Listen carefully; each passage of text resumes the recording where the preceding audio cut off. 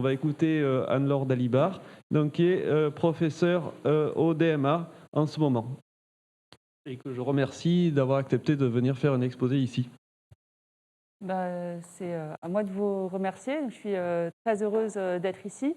Et je sais la place de choix qu'occupe le CIRM dans la communauté mathématique française et internationale. Je réfléchissais, je crois que moi, la toute première conférence à laquelle je suis allée quand j'étais étudiante était ici. Et je suis assez impressionnée de voir ce qui est devenu ces dernières années. Je suis vraiment très honorée d'avoir été invitée pour donner un exposé ici. Et vraiment très heureuse. Okay, donc je vais vous parler de couches limites en mécanique des fluides. Hop. J'ai dit que j'arriverais à mettre en plein écran. Voilà, test ultime. Donc je vais essayer de dresser un peu un panorama. C'est un sujet qui peut devenir assez vite redoutablement technique. Et j'ai essayé, dans la mesure du possible, de préparer un exposé qui soit quand même accessible des non-odépistes en particulier.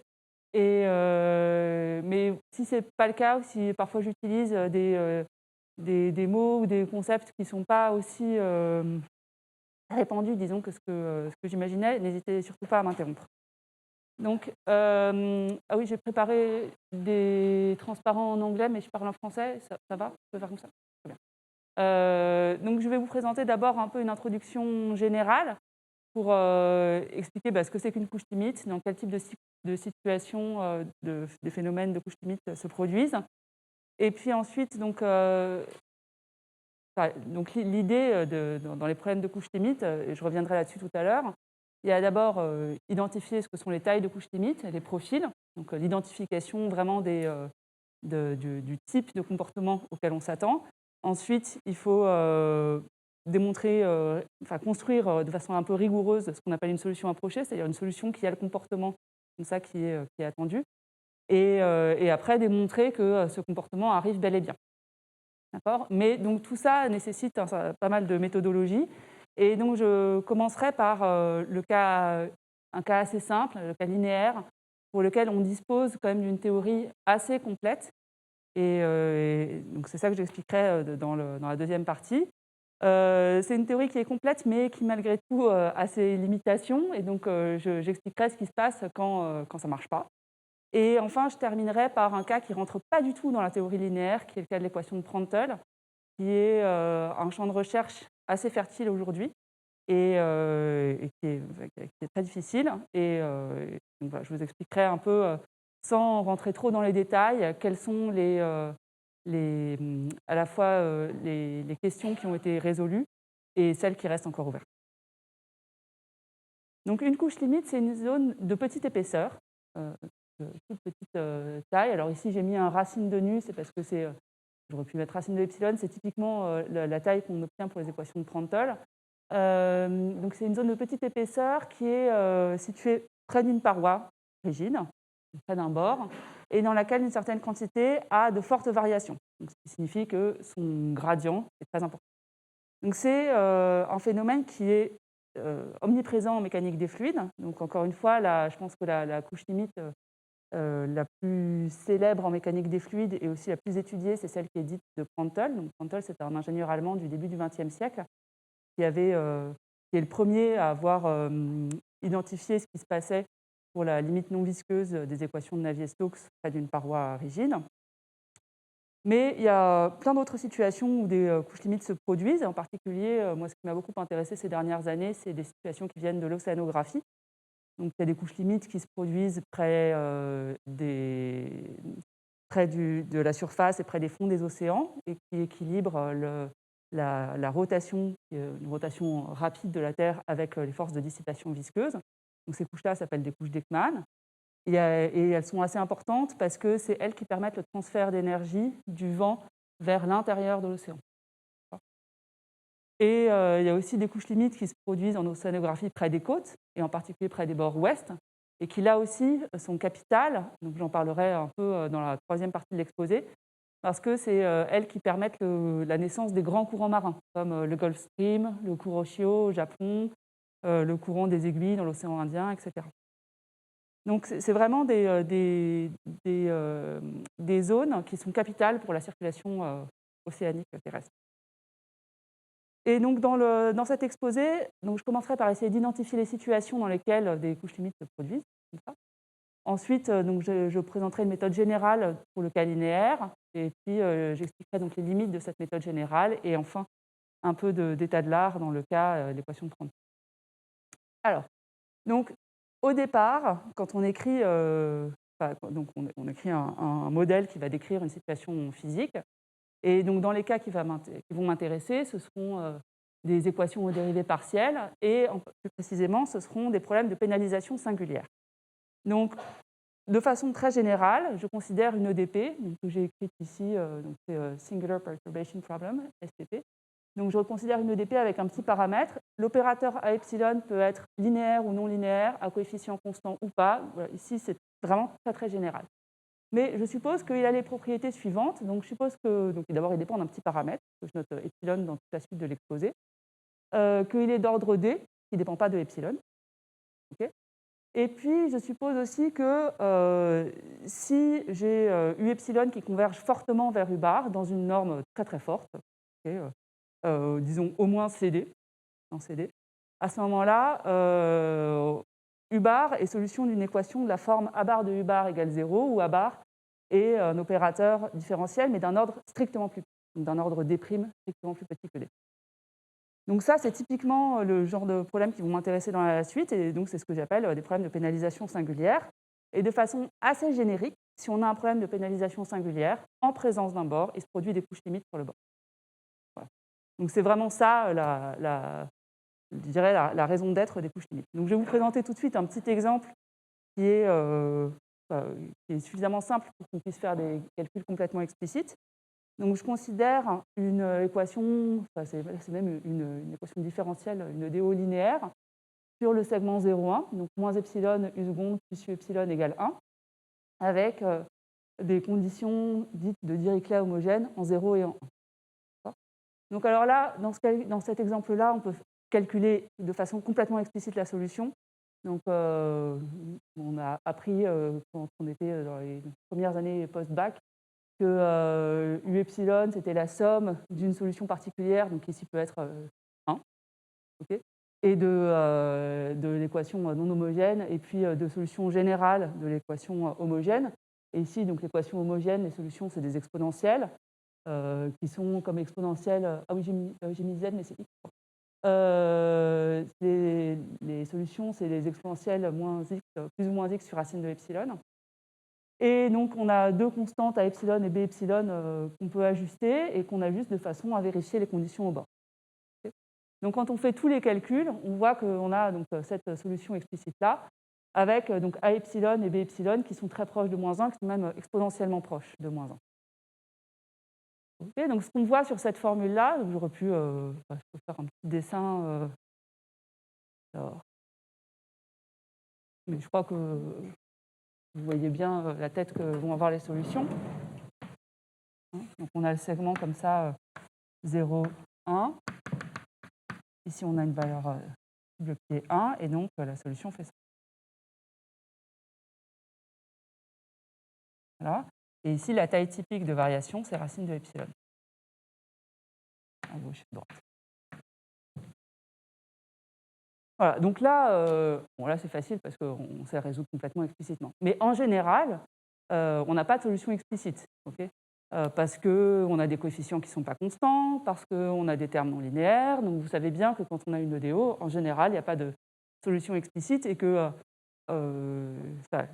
chercher de façon systématique des solutions explicites est voué à l'échec.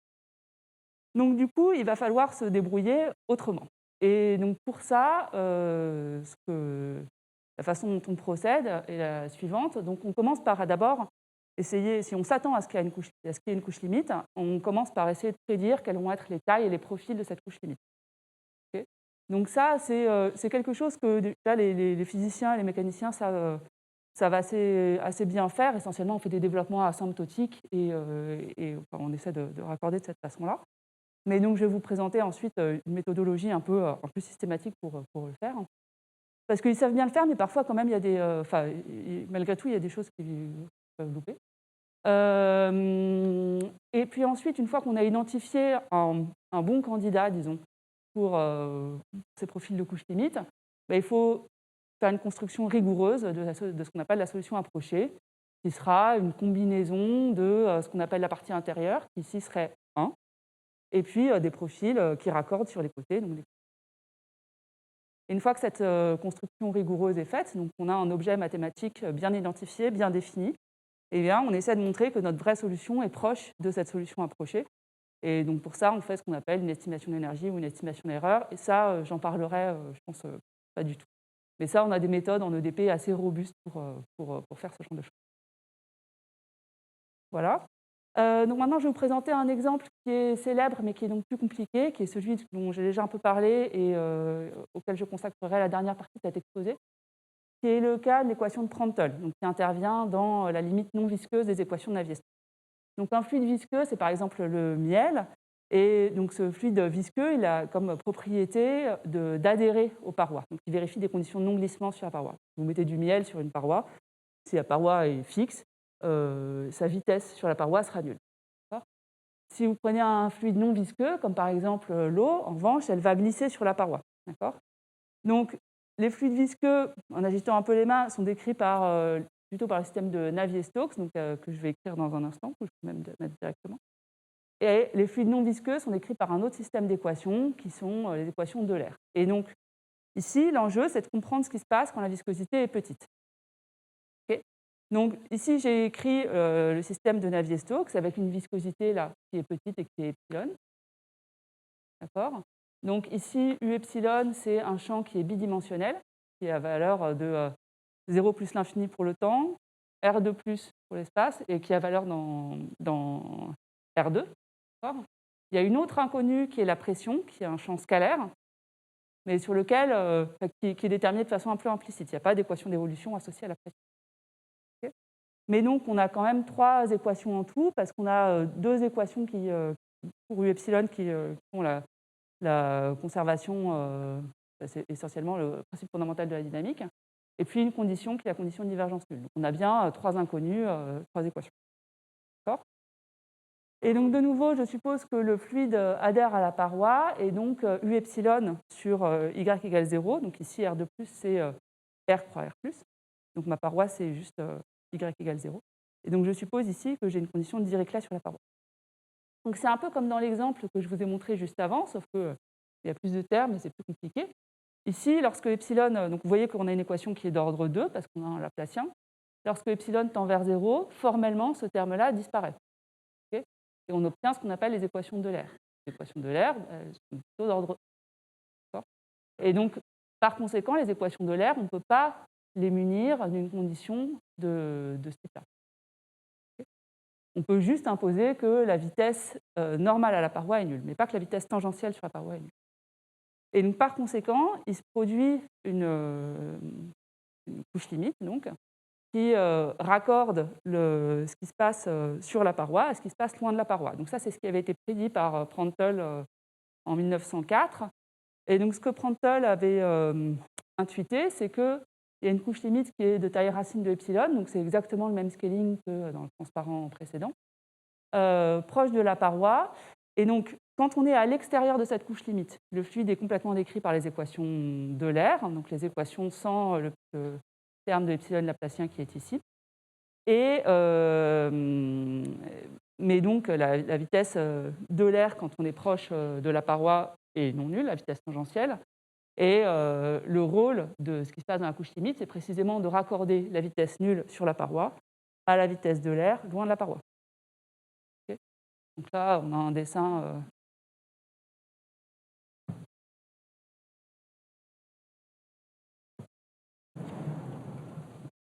Comme ça, si je dessine, c'est le dessin que j'avais fait au début, si vous dessinez une vue en coupe du profil de vitesse, donc vous avez une vitesse nulle sur la paroi, et puis ça va croître, hop, et ici ça va atteindre la vitesse, donc ce que je vais noter UE, qui est la vitesse de l'air sur la paroi.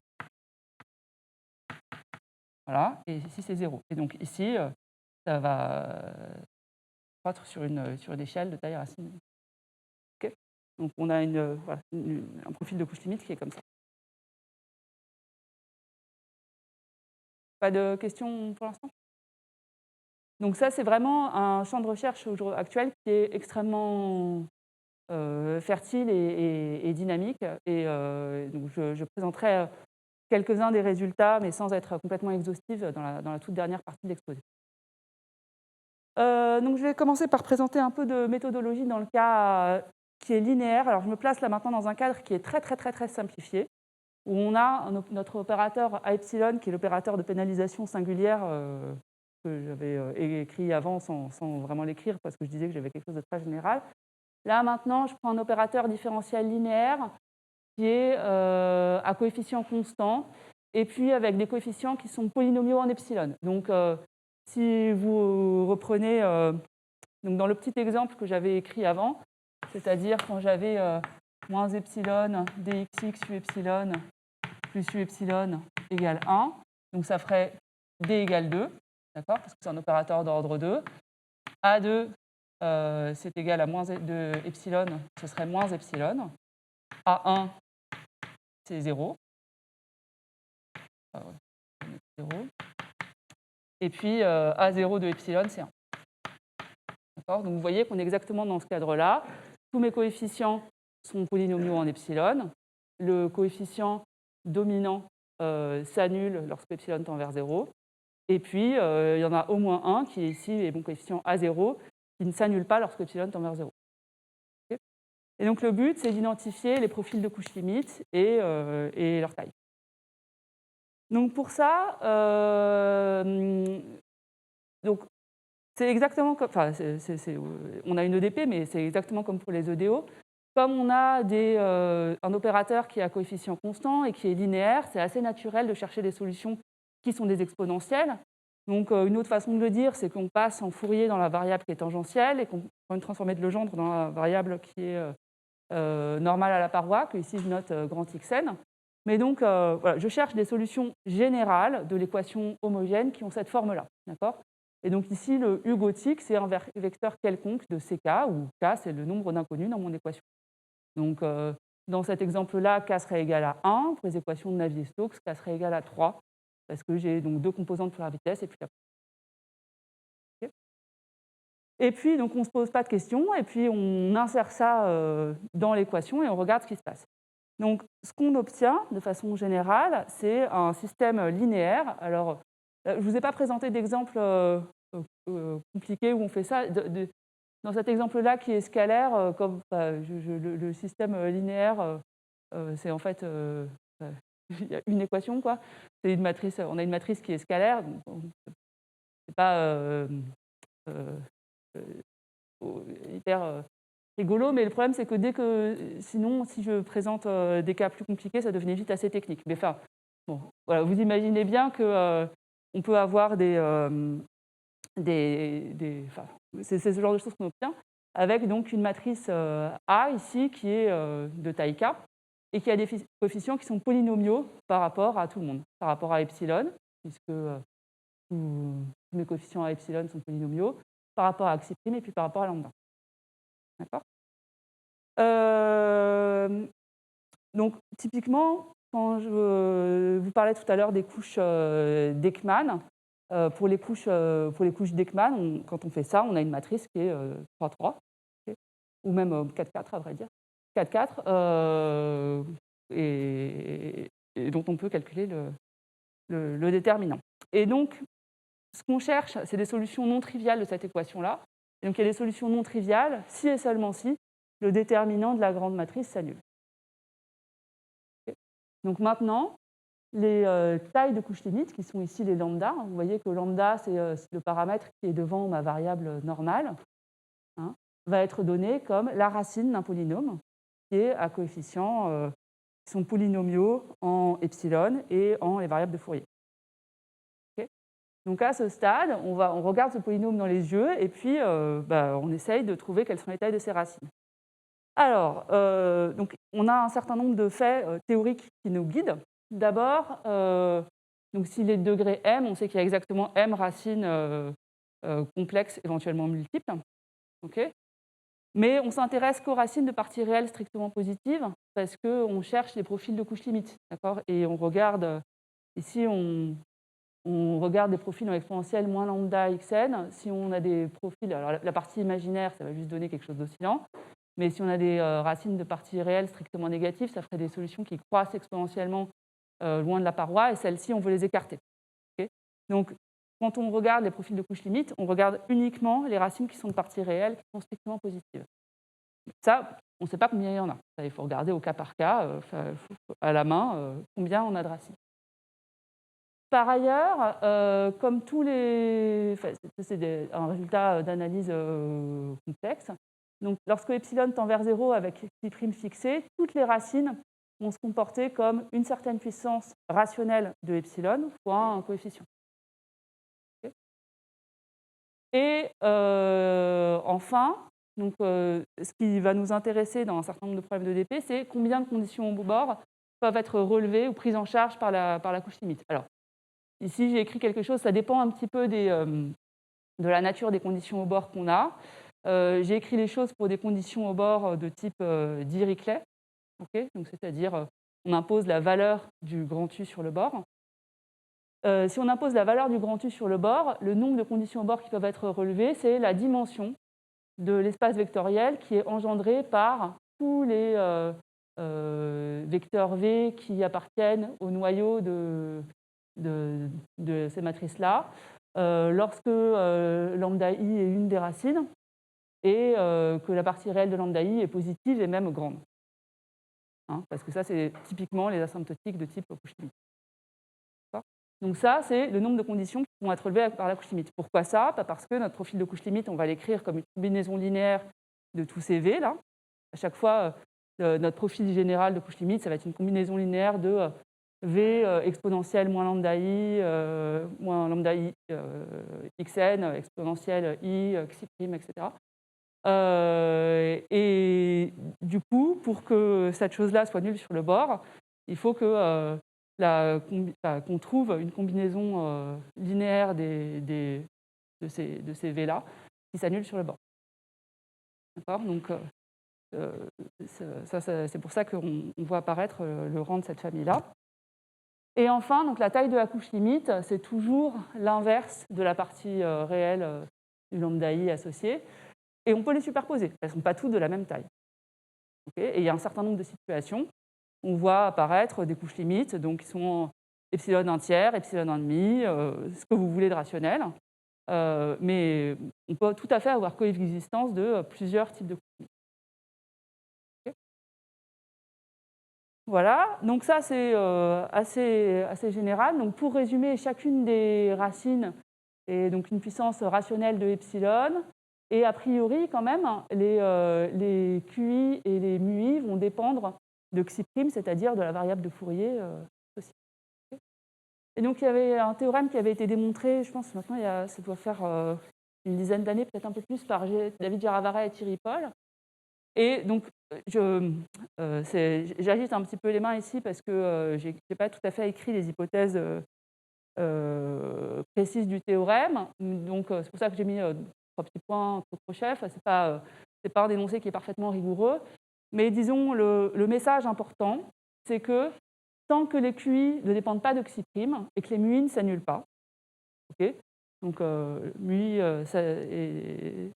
reste borné loin de 0 pour tout les xi', à ce moment-là, on peut construire, avec cette méthodologie-là, une solution approchée à un ordre arbitraire. D'accord ? Et donc, c'est quelque chose d'extrêmement robuste et donc qui a été appliqué dans un certain nombre de cas. Donc, le premier cas, c'était les couches d'Ekman. Alors, en fait, ce papier-là est postérieur aux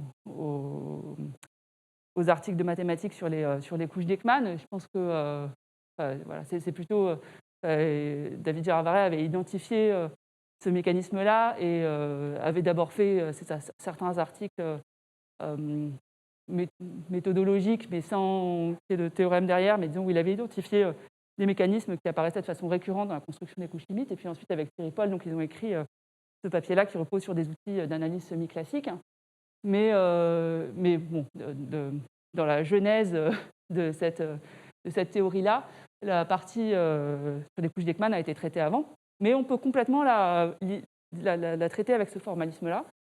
Et donc, plus récemment, avec Roberta Bianchini et Laure Saint-Raymond, donc on s'est intéressé à un problème qui avait été posé, je crois, par Thierry Dauxois, qui travaille à l'ENS Lyon, dans le labo de physique à Laure Saint-Raymond, et donc qui concerne la réflexion critique d'ondes internes dans un fluide stratifié. Donc vous prenez un fluide de l'eau salée, hein, donc un fluide avec une stratification, et donc ce qui regarde, c'est les ondes internes qui se propagent dans ce fluide-là. Et donc, ils mettent un plan incliné et regardent la façon dont les ondes internes se réfléchissent. Et en fonction de la fréquence des ondes internes que vous êtes en train de regarder et de l'angle que fait votre plan incliné avec l'horizontale, il y a certains régimes dans lesquels il y a un angle critique qui apparaît, où il y a des couches limites très importantes qui se forment au voisinage de la paroi. Et donc ça, c'est typiquement un problème qu'on a abordé complètement avec cette méthodologie-là. Et on a identifié certaines couches limites qui n'avaient pas été vues par les physiciens avant. Ils en avaient identifié certaines, mais il y en avait une qu'ils avaient loupée, en fait, parce qu'elle a une taille qui est beaucoup plus petite. Et donc voilà, je crois que juste ils n'avaient pas vu l'échelle correspondante. D'accord, donc c'est vraiment quelque chose qui est très, très, très robuste pour les cas linéaires. Mais donc dans les limitations, donc, tout ce que je vous ai montré, ça marche pour des bords plats et des coefficients constants. Alors, ça peut se généraliser, et d'ailleurs, le papier de David Jaravara et Thierry Paul se place dans des géométries quelconques, mais donc pour faire un peu d'analyse symbolique, etc. Et dans un moment, je vais vous montrer un cas avec une géométrie courbe, justement. Je dirais que les deux plus grosses limitations, c'est d'une part que c'est une théorie qui est vraiment linéaire, intrinsèquement, quoi. C'est des méthodes d'algèbre linéaire, principalement. Donc, ça s'écroule franchement disons que quand on a une équation non linéaire, ça dépend un peu de la nature de la non-linéarité. Si on peut la traiter perturbativement, on peut encore se servir de ça. Mais dans les cas qui sont vraiment non linéaires, comme l'équation de Prandtl, à ce moment-là, ça se casse vraiment la figure. Et même dans le cas linéaire, vous voyez qu'il y a une hypothèse ici de non-dégénérescence qui dit qu'il faut que les coefficients QI soient indépendants de Xi', essentiellement. Et lorsque cette hypothèse-là n'est pas vérifiée, à ce moment-là, ça ne marche vraiment plus. Et donc, je vais vous montrer maintenant, dans la partie suivante, un cas justement où on a ce type de dégénérescence. Donc, n'hésitez pas à m'interrompre s'il y a quelque chose qui n'est pas tout à fait clair. Alors, donc pour ça, je vais regarder une équation qui s'appelle l'équation de Sverdrup. Donc, c'est une équation qui est utilisée, c'est un modèle qui est utilisé en océanographie. Donc ici, psi epsilon, c'est ce qu'on appelle la fonction courant, c'est-à-dire que la vitesse des courants qui est bidimensionnelle, c'est le gradient orthogonal de psi epsilon.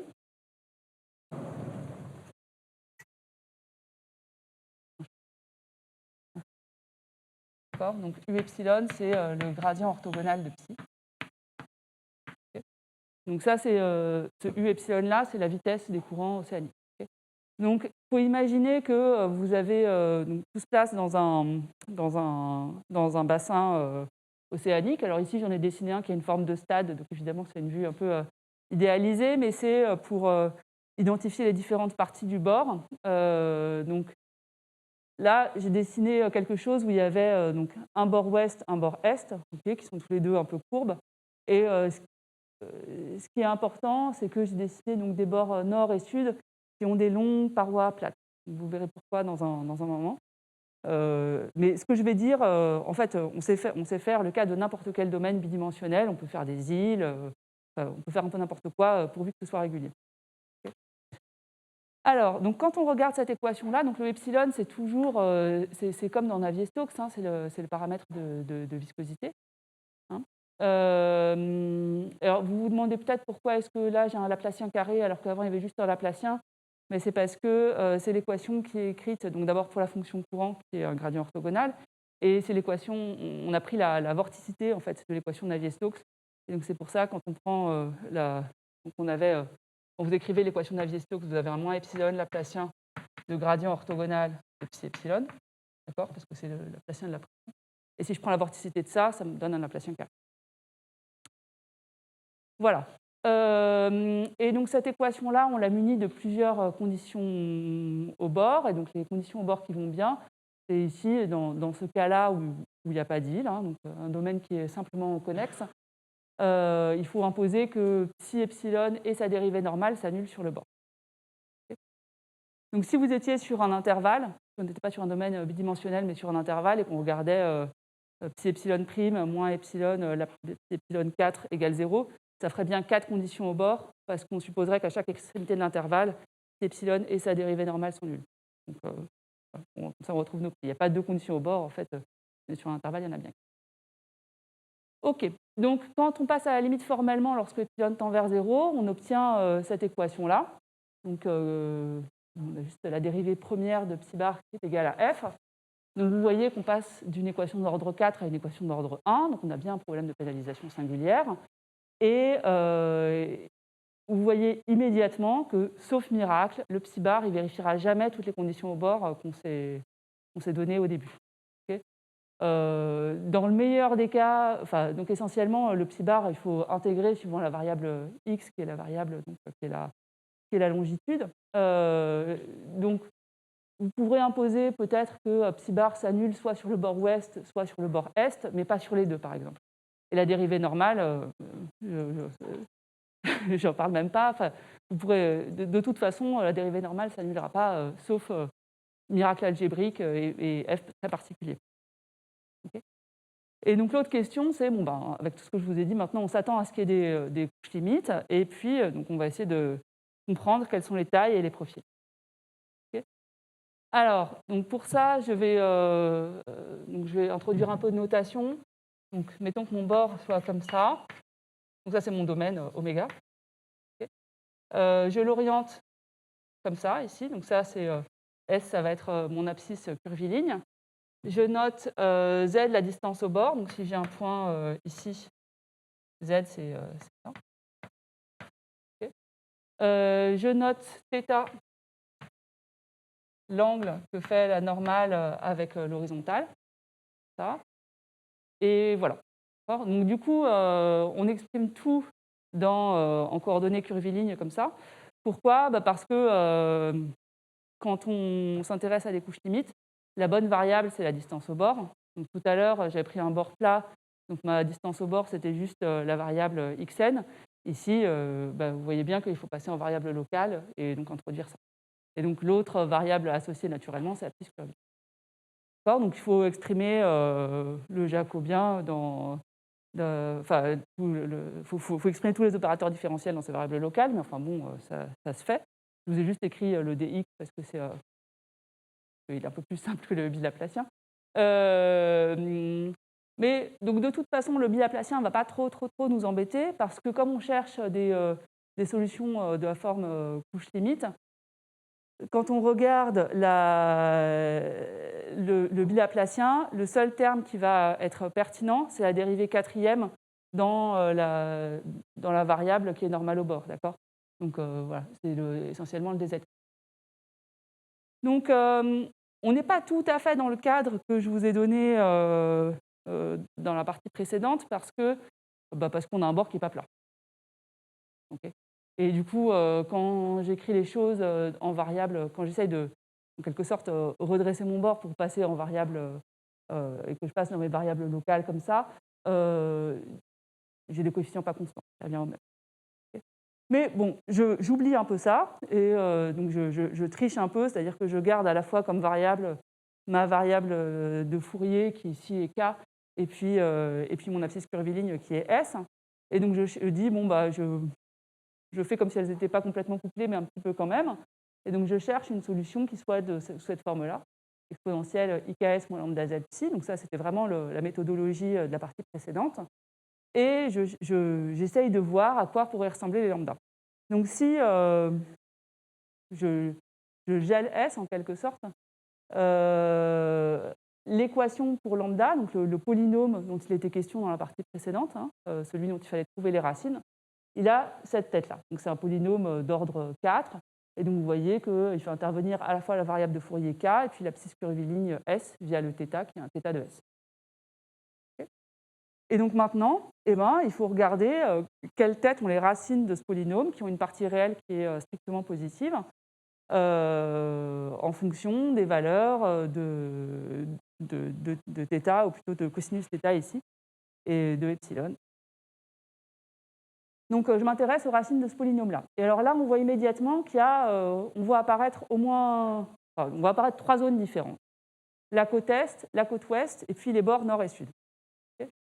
Alors, lorsque le cosinus θ est différent de 0, donc vous voyez, donc il faut imaginer dans l'équation qui est tout en haut ici, que le lambda est très grand. D'accord. Donc, quand le cosinus θ est différent de 0, le lambda cos θ va être très grand. Et donc, ce qu'on a envie de faire, disons, pour pouvoir intuiter un petit peu quelles vont être la tête des racines, c'est de dire que le lambda cos θ va venir balancer le epsilon lambda 4 qui est là-bas. Et en revanche, le ik sinus θ, lui, sera négligeable. Okay. Donc si on fait ça, on voit qu'on obtient que lambda 3 est comme cos θ sur epsilon, et de nouveau, on s'intéresse aux racines positives de cette équation. Donc ça va dépendre du signe de cos θ. Si on est sur la côte est, c'est-à-dire que le cos θ est positif, il y a exactement une racine qui a une partie réelle qui est strictement négative, qui est juste cosinus θ puissance 1 tiers divisé par epsilon puissance 1 tiers. Ça donne une couche limite qui est taille epsilon puissance 1 tiers, mais on a une racine. Ça veut dire qu'on peut relever une condition au bord. Okay. En revanche, si cosinus θ est négatif, à ce moment-là, on est en train de regarder les racines cubiques de moins 1, et on va avoir 2 racines de parties réelles positives. Okay, donc si vous êtes sur le disque unité, quand vous regardez les racines, des couleurs peut-être.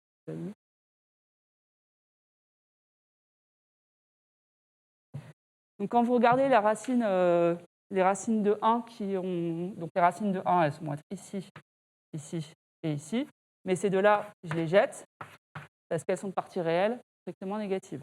En revanche, quand vous regardez les racines de moins 1, donc il y en a une ici et une ici, celle-là, je la jette parce qu'elle est de partie réelle qui est strictement négative, mais là, il m'en reste 2. D'accord. Donc du coup, sur la côte ouest, je peux relever 2 conditions au bord, parce que j'ai 2 racines qui ont le bon signe. Okay. Voilà, et maintenant, sur les bords nord et sud, là, donc, il faut regarder les racines quatrièmes de i sur epsilon, ou moins i sur epsilon. Et donc là, il y en a toujours 2 qui ont, quel que soit le signe de k et le signe de sinus θ, il y a toujours 2 racines qui ont une partie réelle qui est strictement positive, et donc elles sont toujours proportionnelles à epsilon moins 1 quart. Okay, parce que dans ce cas-là, je vais faire un dessin, donc elles sont à chaque fois distantes de... elles sont à pi sur 2 les unes des autres. Donc là, je vais me planter. Il y a une ici et une là. Voilà. Et alors, donc, je ne vais pas toutes les garder. Donc ça, c'est celles qui correspondent au bord nord et sud. Et donc celle-ci, je l'enlève, et celle-ci, je l'enlève, mais par contre, ces deux-là, je les garde. Et puis, donc ça, c'est le cas où k sinus θ a un certain signe que je serais bien doit être positif. Et s'il est négatif, elles doivent être là, j'imagine. Ici. Voilà. Donc là, c'est pas mal parce qu'on a déjà compris un certain nombre de choses. Donc vous avez vu qu'à chaque fois, les coefficients que j'obtiens, c'est bien des rationnels. Ici, c'est 1 tiers et 1 quart. Ce qu'on voit, c'est qu'on va pouvoir relever 2 conditions au bord partout, sauf sur le bord est.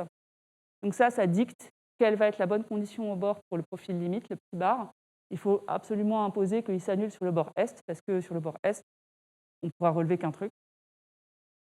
Donc il faut que le petit bar disons, fasse sa part et qu'il s'annule pour pas que la couche limite ait à relever cette partie-là.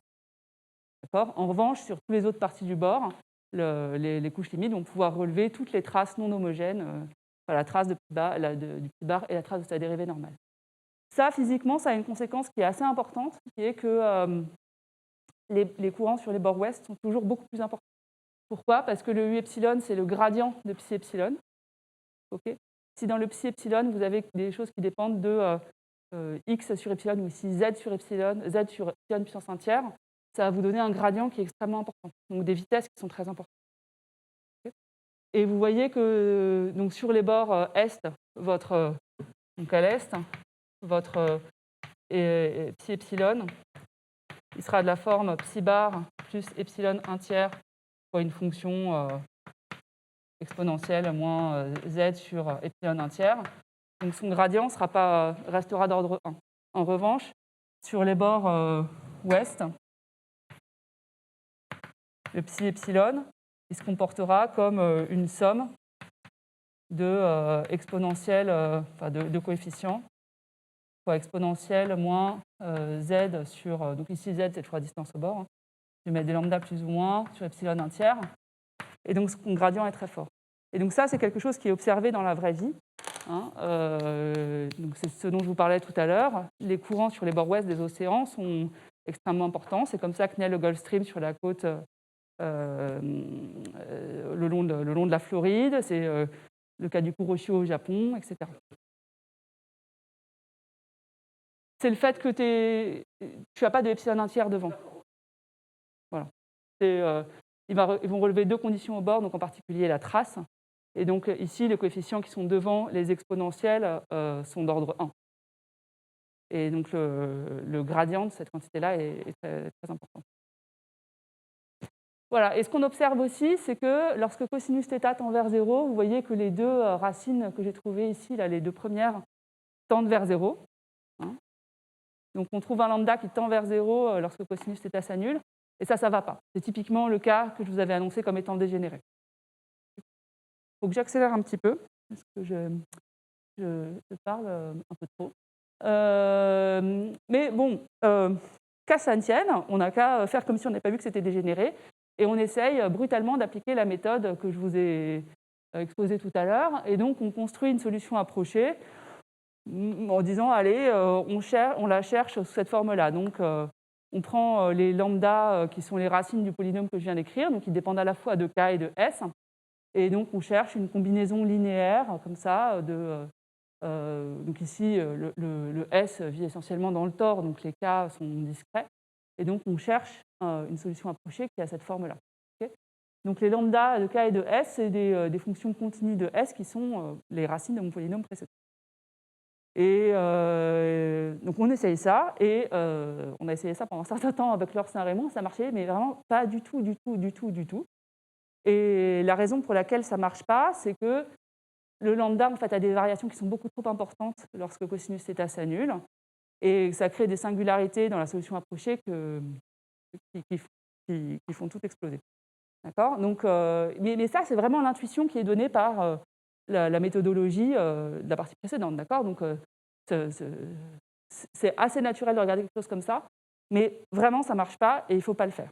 Donc, ce qu'il faut faire, c'est la chose suivante. Donc, si on revient vers l'analyse formelle, ce qu'on voit, c'est que proche des bords nord et sud, le lambda se comporte comme epsilon moins un quart.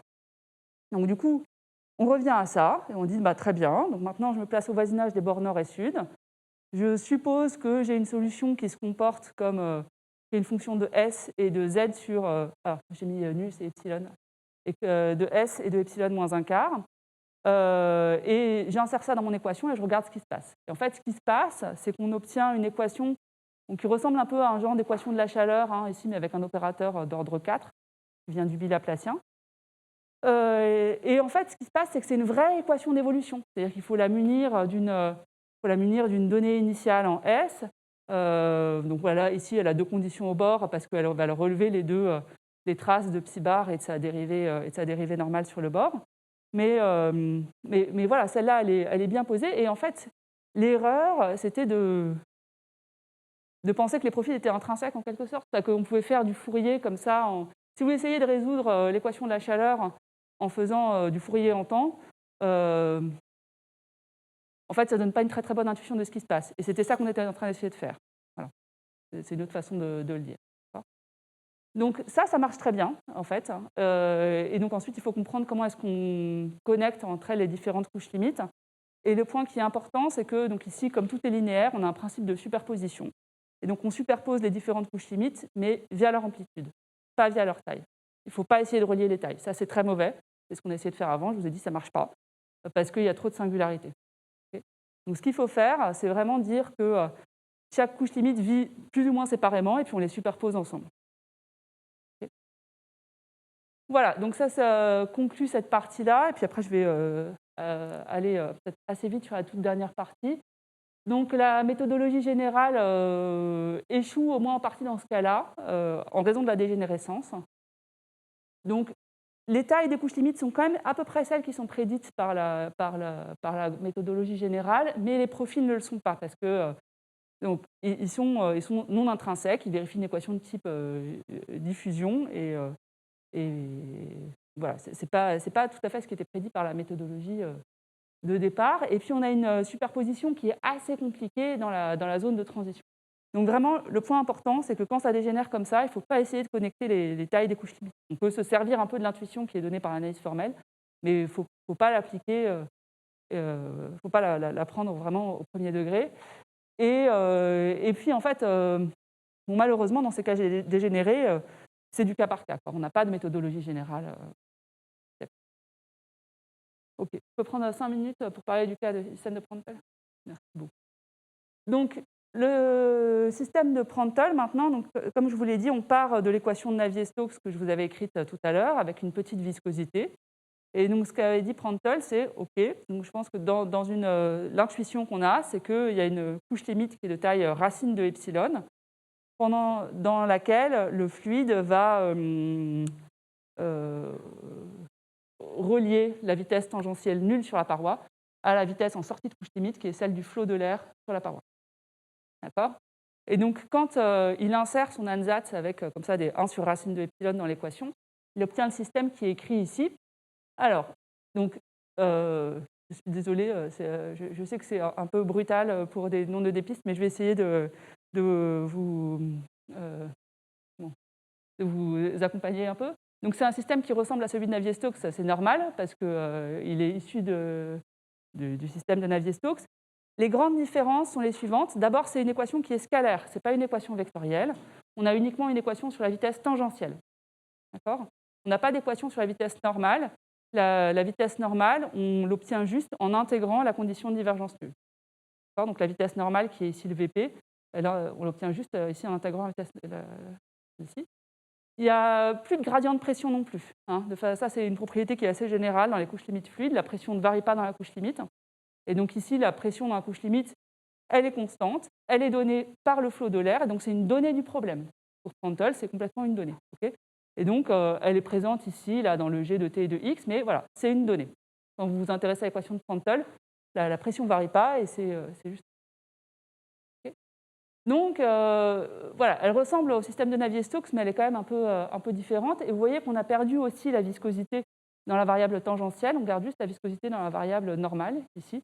Donc ça vient vraiment de la séparation d'échelle entre la vitesse tangentielle et la vitesse normale. La composante tangentielle et la composante normale.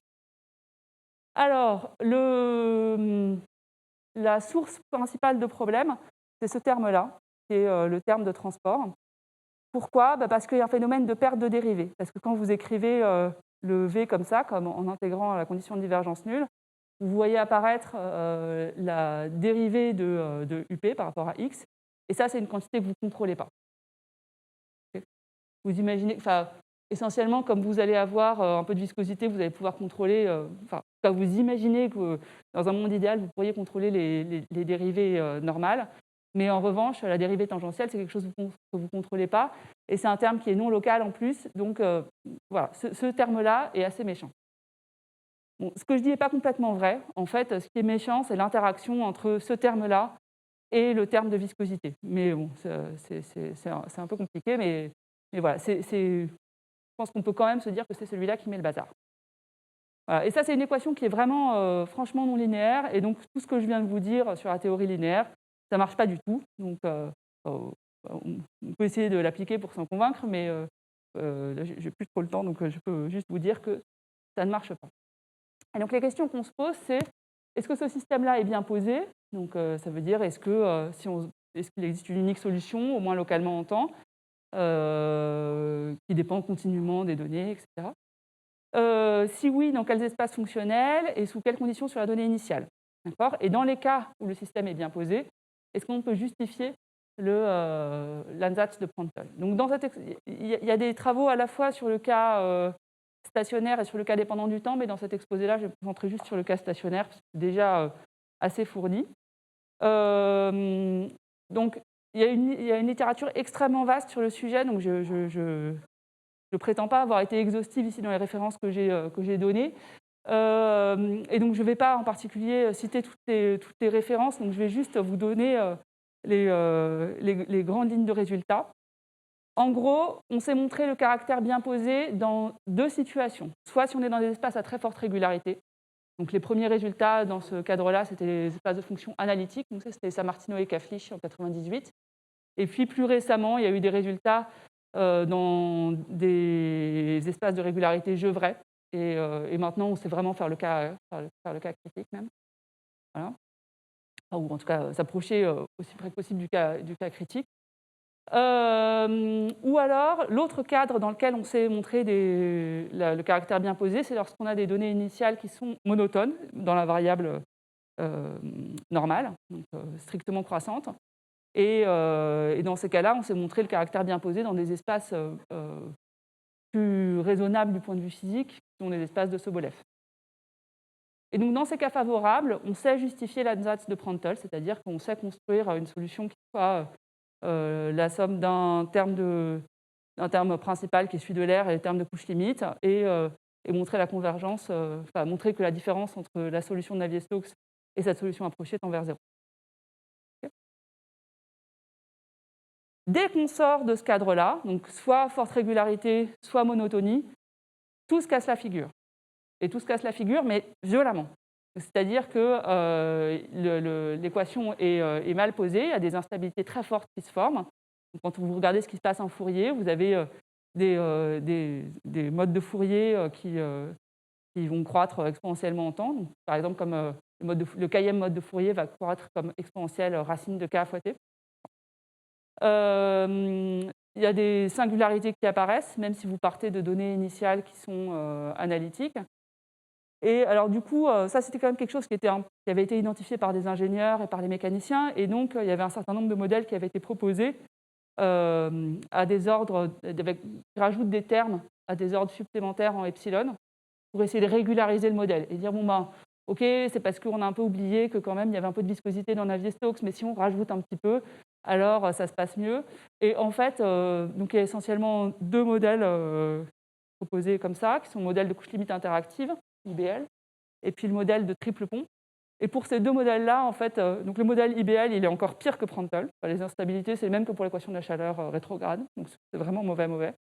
Et le modèle triple pont, il y a un résultat tout récent que je n'ai pas indiqué là, qui montre qu'il est aussi instable. Donc finalement, ils sont tout aussi mauvais que le système de Prandtl. Et puis, on sait montrer que en fait, l'ANSATS de Prandtl est faux dans ces cas-là. Donc ça veut dire que c'est quand même un mauvais modèle. Okay. Et du coup, qu'est-ce qui se passe moi, ça commence à me convaincre, tout ce corpus de résultats-là, que c'est... on sait à peu près, on comprend dans quel cas c'est un bon modèle, et quand est-ce qu'il décrit bien le comportement physique des solutions. Mais il y a un certain nombre de cas, et donc en particulier tous les cas où il y a des instabilités, où il faut probablement le remplacer par autre chose, d'accord ? Parce que ce qui se passe, donc là, ce que vous voyez, c'est la vue en coupe d'un cylindre sur lequel il y a un flot qui circule. Et donc là, au début, vous voyez, donc le flot arrive comme ça, vous voyez qu'au début, les lignes de courant restent attachées au cylindre. Et puis, au bout d'un moment, donc d'une part, il y a un phénomène de décollement qui se produit là. Donc ça, je n'ai pas le temps d'en parler aujourd'hui. Et puis d'autre part, vous voyez qu'ici, derrière, on arrête de voir des belles lignes de courant qui sont bien laminaires là, et on voit plein de petits points blancs. Donc ça veut dire qu'il y a comme plein de petits tourbillons, plein de petites structures qui se forment. Et donc ça, certainement, c'est quelque chose qu'il faut qu'on arrive à décrire mathématiquement et qu'aujourd'hui on ne sait pas décrire mathématiquement.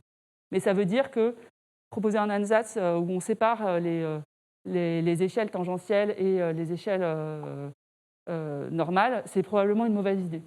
C'est ça que dit cette figure-là. Mais donc, voilà, il y a quelque chose à faire pour comprendre par quoi il faut remplacer le modèle. Voilà, je vais m'arrêter là. Désolée d'avoir un peu dépassé.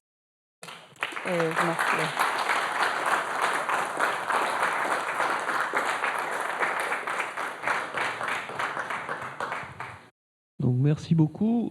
Est-ce qu'il y a des questions dans la... Oui, alors... le micro... Qu'est-ce que je fais? Je tiens le micro comme ça. Merci. Du coup, j'ai une question, je pense qu'il y a très plus à la modélisation. Dans ce que tu nous as montré, l'analyse permet de démontrer des choses qu'on observe sur la Terre, sur la distinction entre l'Est et l'Ouest. Mais où se cache l'orientation de la Terre dans l'équation? L'orientation, tu veux dire le côté... Qu'est-ce qui fait qu'on ne peut pas retourner le domaine pour transformer l'Est en Ouest? Ah, alors, je vais te dire ça. Il se cache ici. Voilà. Ici, en fait, donc j'ai mis 1 devant, mais donc c'est ce qu'on appelle un modèle bêta-plan, c'est-à-dire que donc, tu regardes la force de Coriolis, okay, donc la Terre tourne autour de son axe nord-sud. En fait, ce que tu fais, c'est que tu projettes la force de Coriolis sur la verticale locale, d'accord? Donc ça fait apparaître un sinus θ, ou alors c'est pas le même θ que là, sinus Y, où Y c'est la latitude, d'accord? Et donc ça, c'est un truc qui s'annule à l'équateur, ce qui pose un certain nombre de problèmes. Et quand tu passes en formulation vorticité, ce qui apparaît ici devant le dx, c'est la dérivée de ce sinus θ. Donc c'est un cosinus, c'est un cosinus y qui du coup a le même signe dans le nord et le sud. Ça s'annule pas à l'équateur. C'est pour ça que tu as le même phénomène est et ouest. Et donc c'est ici que tu vois, c'est la positivité de ce coefficient-là qui fait la différence entre est et ouest. Voilà. Donc c'est là que tu vois l'orientation de la Terre. Si ce coefficient-là était négatif, évidemment, tout serait inversé. Mais comme ça vient du cosinus de la latitude, qui est quelque chose qui reste positif partout sur la Terre, on observe partout sur la Terre cette différence-là entre est et ouest. Oui.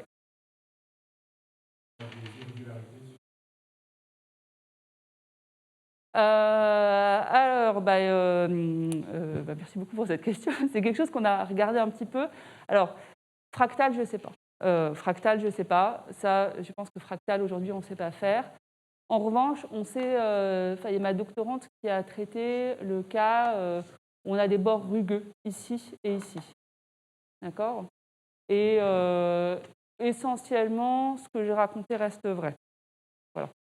Et donc, maintenant, on a développé quand même toute une outillerie pour traiter. Donc, quand je dis bords rugueux, ça veut dire que c'est des bords. Je prends des bords.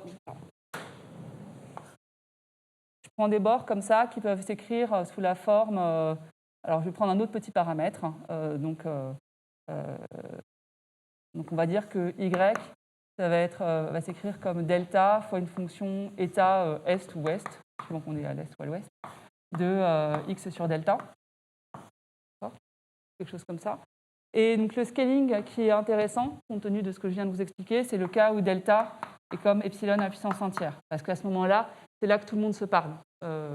Sinon, si delta est soit beaucoup plus grand, soit beaucoup plus petit, les différentes échelles ne se parlent pas. Mais en tout cas, mathématiquement, c'est ce scaling-là qui est le plus rigolo.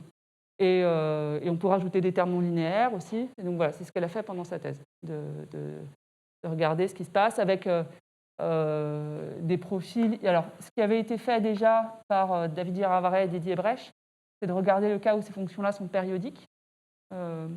Et donc, elle a regardé le cas de fonctions générales lipschitziennes. Voilà. Quand c'est fractal, je ne sais pas. Je suis d'accord qu'il faudrait regarder ça, mais on s'est plutôt concentré sur des cas géométriques. Oui, des points, c'est bon. Lipschitzien, ça va.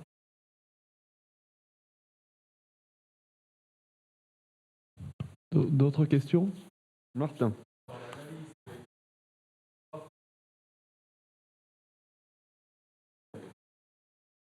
Non, mais en fait, on ne passe pas en Fourier. C'était juste pour vous montrer... moi, ma conviction, c'est que Fourier n'est pas une bonne méthode. Donc, je vous ai montré comment est-ce qu'on pouvait essayer d'appliquer ça en essayant de coller à l'analyse de la partie précédente. Mais en fin de compte, je ne serais pas capable de vous dire quelles sont les hypothèses puisqu'on ne procède pas comme ça du tout. Ouais, c'est ça. Non, mais si, probablement, lorsque le cas est grand, on voit apparaître des échelles, parce qu'effectivement, il y a certains cas où ça va venir, je vous ai dit, celui-là, on peut toujours le négliger, c'est pas tout à fait vrai. Évidemment, il y a certaines puissances de cas où... mais en fin de compte, on procède différemment. Est-ce qu'il y a encore une ou deux questions ou c'est bon? Non. Bon, mais écoutez, s'il n'y a plus de questions, on remercie très chaleureusement l'oratrice.